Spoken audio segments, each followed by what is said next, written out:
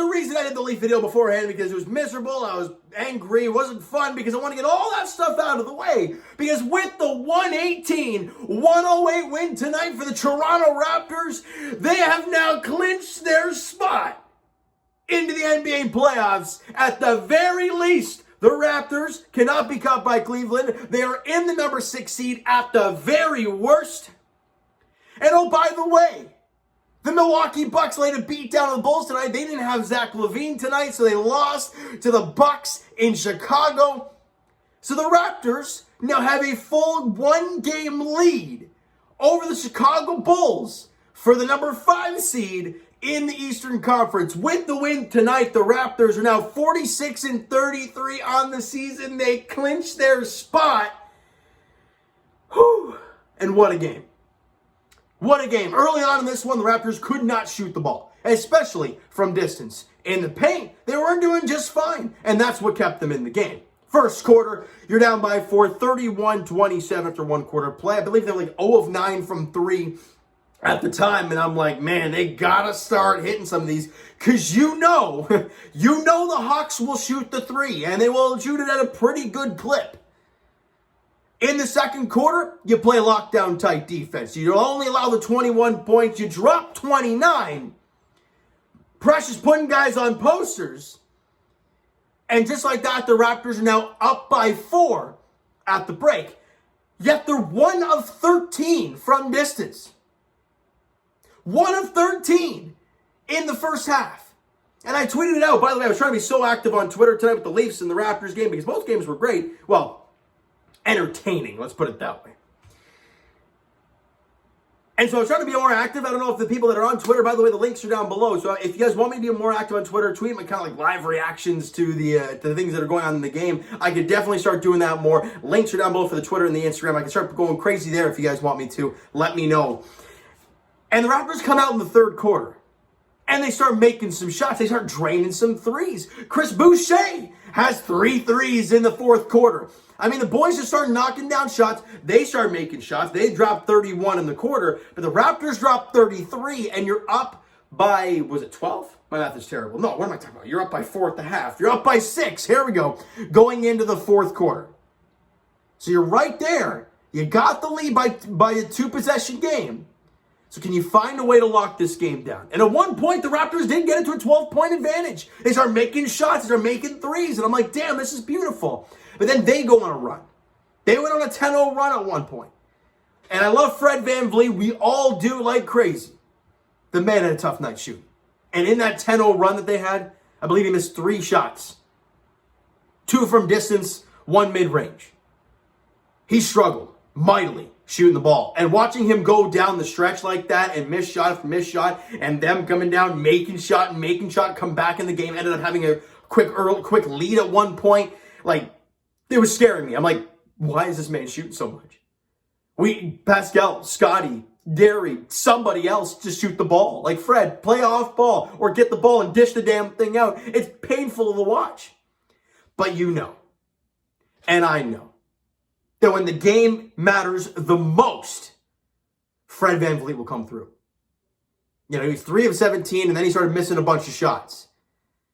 But his one make the rest of the way, his one make, and one of his 2 threes in the game was in the dying, 2 or 3 minutes to kind of put the game out of reach. And that is what you expect from Fred VanVleet. So, you end up winning the quarter 29-25, and you win the game 118-108. Remarkable. And the Raptors are headed to the playoffs. After everybody doubted this team, all the guys down south of the border, 35-win team, not making the playoffs, maybe the play-in. Countless times, counted out. And even in the start of the season, when the Raptors went on that like a little 5-game win streak to start the year, then they went in that downward spiral when nothing went well, and then Pascal came back from his injury and wasn't great, obviously, to start, which you don't expect him to be. Just things were not going right. Then the new year hit. Then 2022 happened. And the Raptors flipped the switch. And they said, all right, enough of this mediocre nonsense. None of this back and forth nonsense. We're going on a run. And they did. They're now 13 games over 500 at 46-33. And it's remarkable. Let's go through these players. The rookie of the year, sorry, premature. I know. But it's pretty damn obvious now. Scotty Barnes. 19, 14, and 1 in the game. Knocked out a gigantic corner three late in the fourth quarter. Was 7 of 13 from the field.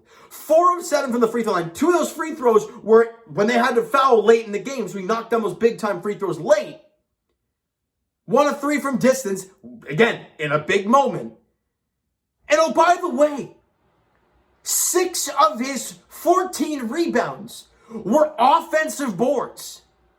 Crashing the glass? Oh, yeah. Plus 6 when he was on the floor as well. Rookie of the year. I'm sorry, Mobley hasn't played over the last, 5 or 6 games. His team has been, I understand they're hurt, I get it, but they've been in a downward spiral. They're at risk of dropping out of the number 7 seed. Like, it's that bad. And I'm looking at the Toronto Raptors, and I'm like, Scotty's playing an integral part to this team, and he's massively important for this team in every single aspect. There's no reason he shouldn't win it. And what was the stat? We heard that he was one of 22 players to average this, and this, and all 22 guys have won Rookie of the Year. Because they should. Scotty Barnes, Rookie of the Year. If he doesn't get it, it's some sort of sham.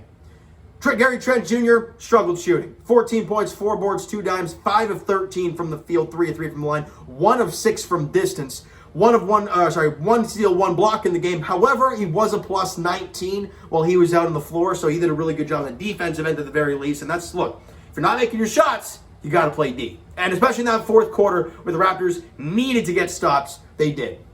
Pascal Siakam, All-NBA. I mean, my God.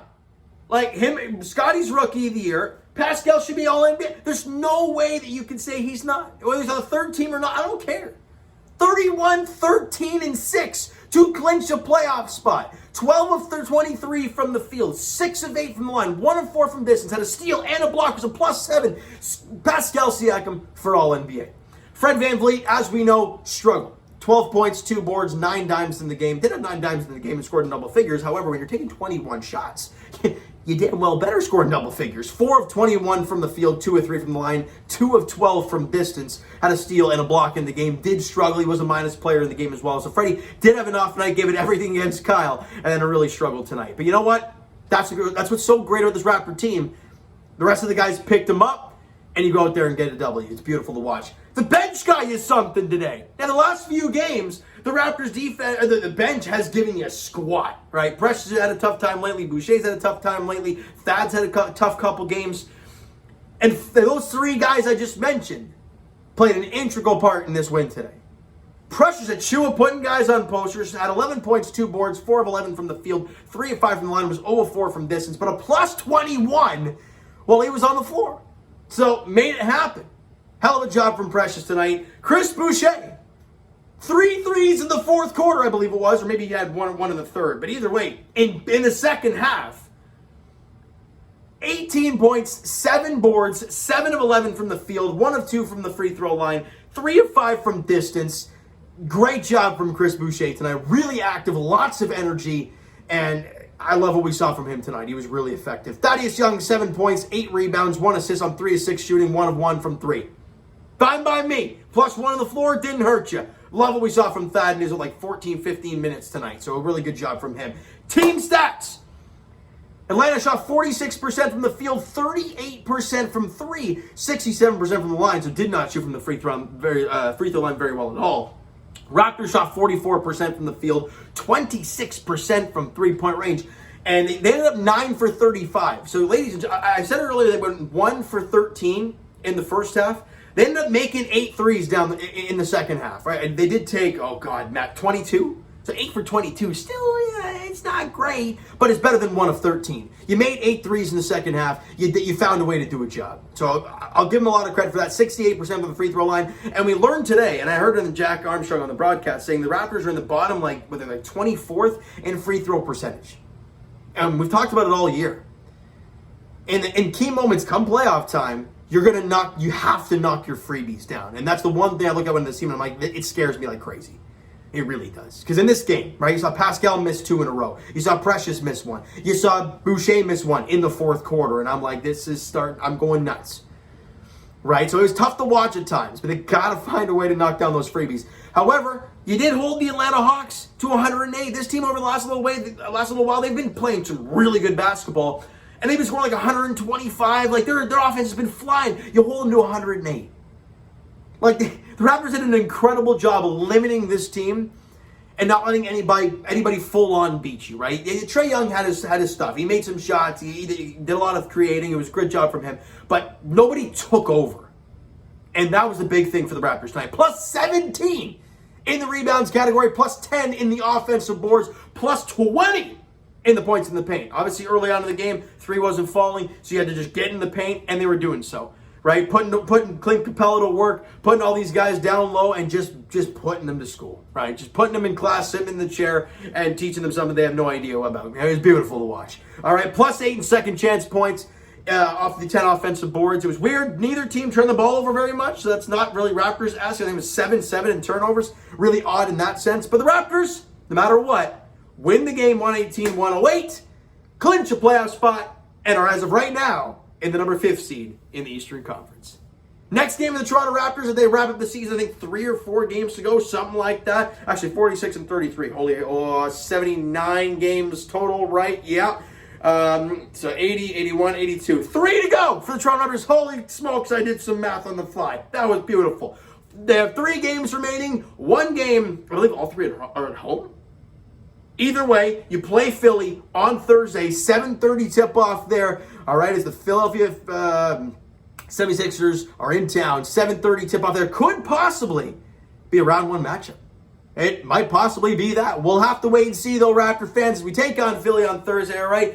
So, you know what, guys? That is going to do it for this one. If you enjoyed the video and enjoyed the game this evening, smack that like button. Do appreciate it. Hit the subscribe button if you guys are not already, and also hit that, hit the subscribe button if you're jacked up the Raptors clinch a playoff spot today. And then comment down below. Go crazy. Your thoughts on the Raptors, your thoughts on the season so far, your thoughts on tonight's game. Go nuts in the comments below. Twitter link is down below, so follow up, send me a DM to that great stuff. The Instagram link is also down below, so follow up there. If you guys have not done so already, and I will talk to you guys today's edition tomorrow night, wrapping up the spring training because it's the last game tomorrow. Or no, the last game was today.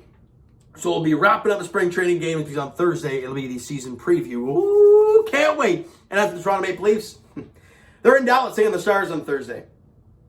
Hoping not to blow a lead. They're going to get one first, but then not blow it. And win a game. That would be nice. Put Leaf fans out of their misery from tonight's loss to Florida. That would be great, even though the misery's still going to be there because we're scared all the time. And as for the Toronto Raptors, they're back in action as we talked about on Thursday night as they welcome in the Philadelphia 76ers to town. Question is, who's going to play?